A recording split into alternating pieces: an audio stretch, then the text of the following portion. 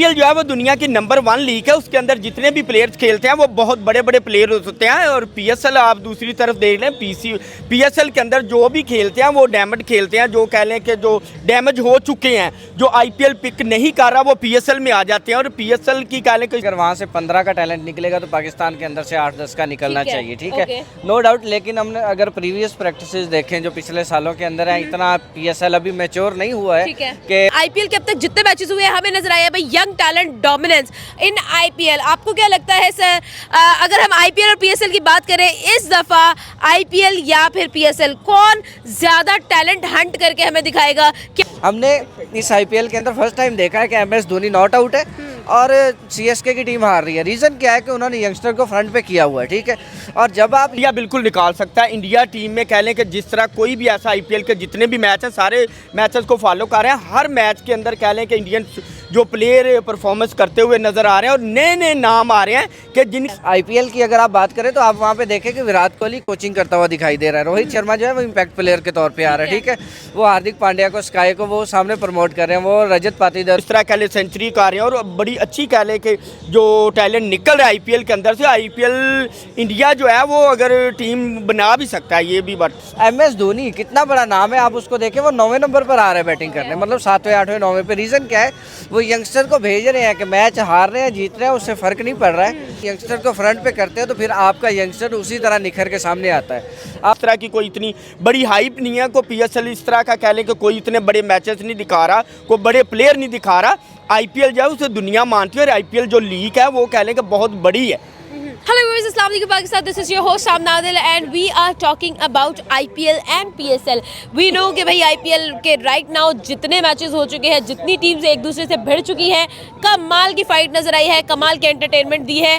IPL ने भाई हम लोगों की जितनी छुट्टियां थी बड़ी अच्छी गुजर गई है। सर सवाल मेरा ये होगा, PSL भी स्टार्ट हो चुका है और IPL भी सेम डेट्स पर है। बात करेंगे, देखा जाए तो IPL हमेशा से जाना जाता है नए टैलेंट को हंट करने के लिए भाई और नए टैलेंट को मौका देने के लिए। ऑल्सो पीएसएल की बात करें तो जो मेन ऑब्जेक्टिव है पीएसएल का वो भी ये है, लेकिन क्या पीएसएल इस चीज़ में अपने ऑब्जेक्टिव में कामयाब हो पा रहा है? बात करेंगे 2025 के सीज़न की, IPL season 18 and PSL season 10। क्या लगता है कौन सी लीग आपको ज़्यादा टैलेंट निकालती हुई और सामने लेकर आती हुई नजर आएगी? देखें, अगर एक्सपीरियंस की बात करें तो आईपीएल को 18 साल हो चुके हैं और पीएसएल को अभी तक सिर्फ 10 साल हुए हैं, ठीक है।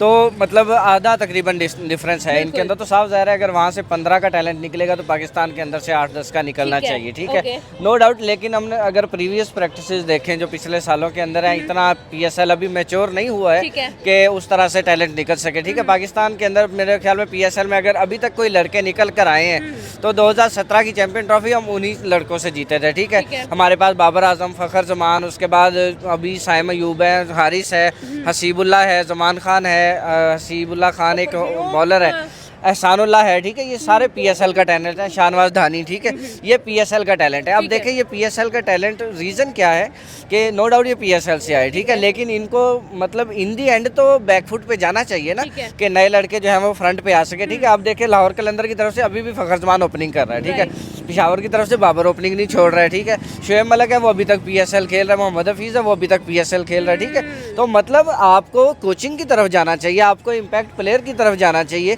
कि आप 2-4 ओवर के लिए आओ या ग्राउंड में अपनी प्रेजेंस दो, लेकिन उसके अलावा आप यंगस्टर को प्रमोट करो। आईपीएल की अगर आप बात करें तो आप वहाँ पे देखें कि विराट कोहली कोचिंग करता हुआ दिखाई दे रहा है। रोहित शर्मा जो है वो इम्पैक्ट प्लेयर के तौर पे आ रहा है, ठीक है।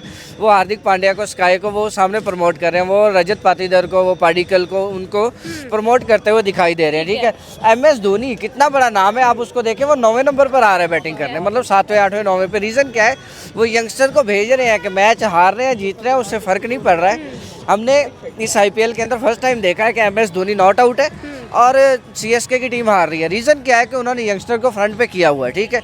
और जब आप यंगस्टर को फ्रंट पे करते हो तो फिर आपका यंगस्टर उसी तरह निखर के सामने आता है।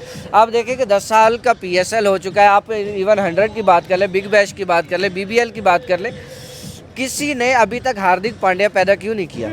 रीज़न ये है कि उनके पास जो अगर आप उनको प्रमोशन नहीं देंगे उस तरह से, ठीक है, तो आप दूसरा हार्दिक पांड्या दुनिया में पैदा नहीं कर सकते। लेकिन अगर आप बात करें CS की और IPL की, तो शिवम दुबे पैदा हो चुका है, ठीक है, आपके पास आशुतोष शर्मा पैदा हो चुका है, शशांक सिंह पैदा हो चुका है, लेकिन पाकिस्तान के अंदर दूसरा फ़खर जमान, दूसरा बाबर आजम, दूसरा रिजवान ये पैदा नहीं हुए। रीज़न क्या है कि आपके अंदर मेचोरिटी लेवल उस लेवल का नहीं है कि आप उनको जाके प्रमोट करें, आप यंगस्टर को मौका दें। अब हसीबुल्ला खान जो है लड़का पेशावर ज़ल्मी से जो खेलता है, उसका बनता है कि वो ओपनिंग करे आके, या वो वन डाउन आकर खेले।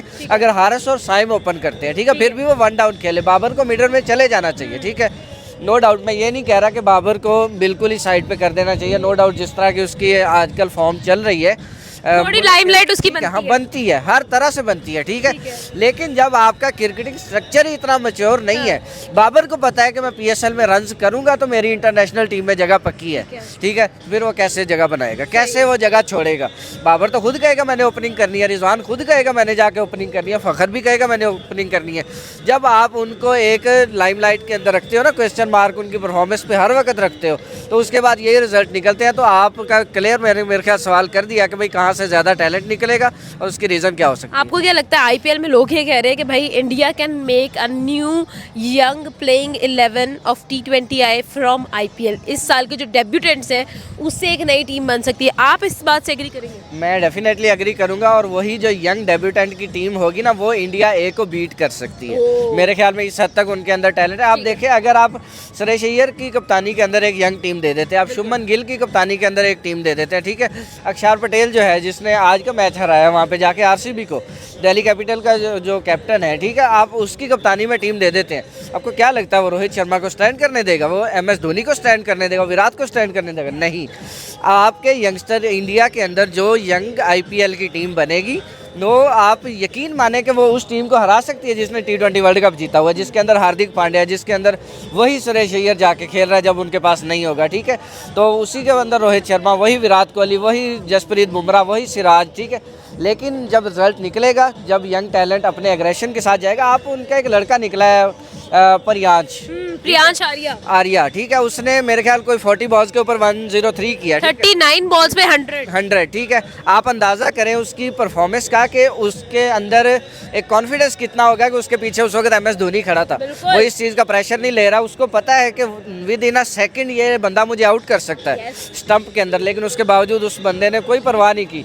अगर वो आप अंदाज़ा करें कि IPL के अंदर पीछे उसके MS धोनी खड़ा है, सामने जो है वो शिवम दुबे है, उनके पास बड़े बड़े परफॉर्मर हैं उनके पास, उस पोजीशन के अंदर CSK one of the strongest team of IPL, ठीक है, 5 टाइम चैंपियन है, ठीक है, अगर उनके सामने वो सेंचुरी लगा सकता है, तो अगर इवन MS धोनी कप्तानी कर रहा होगा तो वो कैसे छोड़ेगा?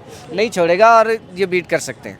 IPL जो है वो दुनिया की नंबर 1 लीग है, उसके अंदर जितने भी प्लेयर्स खेलते हैं वो बहुत बड़े बड़े प्लेयर होते हैं। और PSL आप दूसरी तरफ देख लें, PSL के अंदर जो भी खेलते हैं वो डैमेज खेलते हैं, जो कह लें कि जो डैमेज हो चुके हैं, जो IPL पिक नहीं कर रहा वो PSL में आ जाते हैं। और PSL की कह लें कि इस तरह की कोई इतनी बड़ी हाइप नहीं है, कोई PSL इस तरह का कह लें कि कोई इतने बड़े मैचेस नहीं दिखा रहा, कोई बड़े प्लेयर नहीं दिखा रहा।